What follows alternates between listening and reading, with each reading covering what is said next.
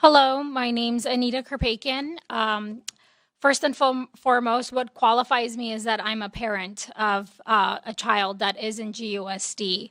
My one child is in elementary. The second one will be starting later on this summer. I understand the importance of public schools because I'm a product of public schools. My parents came to this country as immigrants. And they relied heavily on the education, the free education, the nutrition, the safety, and the child care that the public schools provided for my sister and I in order for them to work because they were working parents. As far as my qualifications, for the past couple of 2 years, I've been involved in the school site council where we've been carefully monitoring the budget at our school. Working very closely with other teachers, parents, the principal and vice principal in order to conduct and see how we can allocate our funding in order to better serve our students and our teachers. And I've also been a room parent who's had firsthand experience to see the daily lives of teachers and students. Oh, I apologize. The stop sign went up. Oh, Ms. I Krpekyan. see. You'll have more time. Okay. Education and academic excellence is one of my top priorities because after the pandemic, many students fell behind drastically and they need to be given the proper resources into the classrooms in order to have a chance to catch up on the massive education loss that they have experienced. And in order to do so, we need to make sure that our classrooms are well-resourced. Teachers shouldn't rely on parents to be donating supplies. They should be fully funded and have all the resources they need. So that's one of the things that I would like to change to make sure that we are setting our classrooms in a way where children are coming every day, having all the opportunity they need in order to thrive. As far as right now, there is no fair and equal diversity when it comes to this board and this district leaders. Parents like myself have been discriminated against multiple times. There has been hate shown towards us, and the board has done nothing about it. We've exercised our rights as parents, came here and spoke about things that have disrespected our culture, our religion, and instead of listening to us, we've had board members leave that seat and walk out and disrespect us. Because of this, so many families have left GUSD, and it's become a very unwelcoming environment and school district, and that's one of the things I will be working on. Thank you. So a few things. The California Education Code also says that school districts are required to be transparent with parents. Yet this school district has not been transparent with parents because as a parent, I had to pay out of pocket for legal fees, hire lawyers in order to obtain public records that as a constituent, I had every right to get these records without having to wait a year and a half and spend money out of my own pocket to obtain those records.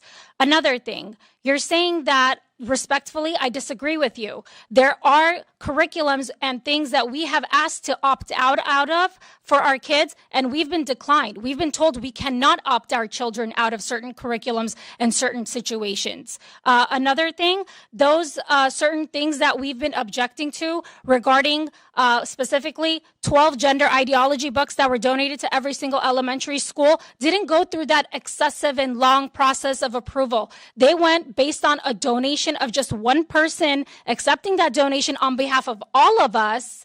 And that was not from the state. That was from a nonprofit organization. Thank you. I think we've seen less parental involvement is because of the level of disrespect some parents have felt on campus.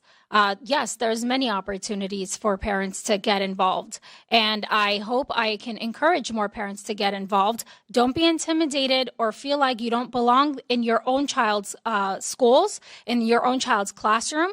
I'm one of the most outspoken parents there are in GUSD. That does not stop me from being a room parent for my child's class. That doesn't stop me from serving on the school site council. That has not stopped me from participating in every single fundraiser that they have held. I've been very involved consistently for the past 3 years. And I know there are a lot of working parents. I encourage you guys, please find a way, talk to your teachers, talk to your principals, and see how you can be involved, because if your job is something you can't easily get away from, please find out how else you can get involved. Do not shy away from having your foot on campus. Well, as a board member, I sure wouldn't walk out when a parent is standing at the podium and speaking to other board members, walk out and then come back and call that parent names. That's not civility, that's discrimination.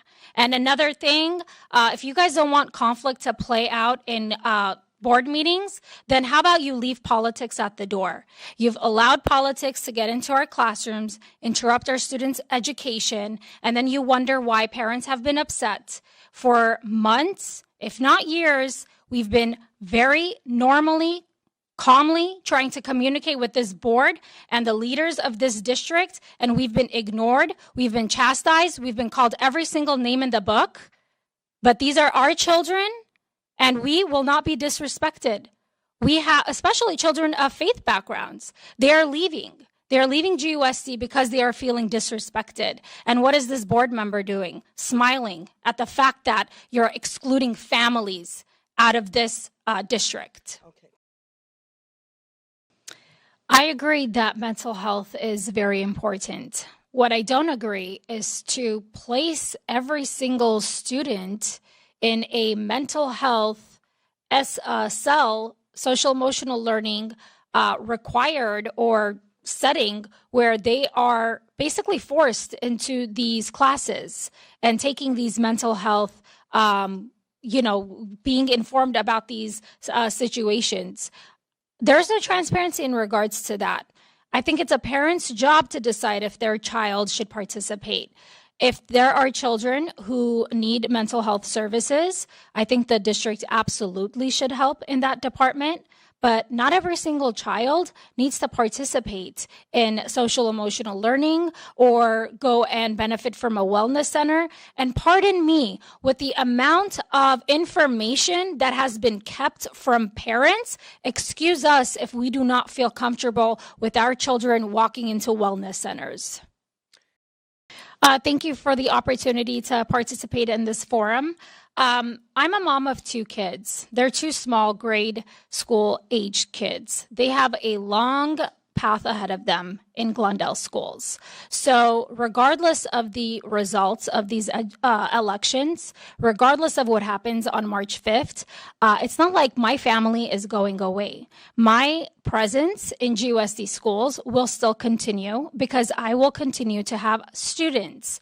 I don't do this for political gains. This isn't a political stepping stone for me. I don't disappear after elections. This, for us, is personal. It's not silly. It's not nonsense. Maybe because you don't have children in the school district, you don't understand what it's like as a parent to be advocating for your own child and thousands of other families and being ignored. I've sacrificed my own time away from my family business. Instead of just leaving, I could have just taken my kids and went to a private school, but I decided, based on the amount of wonderful educators we have at the school, based on the history of Glendale schools, that Glendale schools deserve to be saved from the very activists that are trying to bring down our public schools. And you're right, it shouldn't be a nonpartisan, but every single 5 board members belong to one party. Every single one of those 5 members was endorsed by the teachers union and paid for. Fundraising wise, why don't we look at the records and see who's raising money and who's having local support and who's spending hundreds and thousands of dollars of teachers' salary money in order to win this race?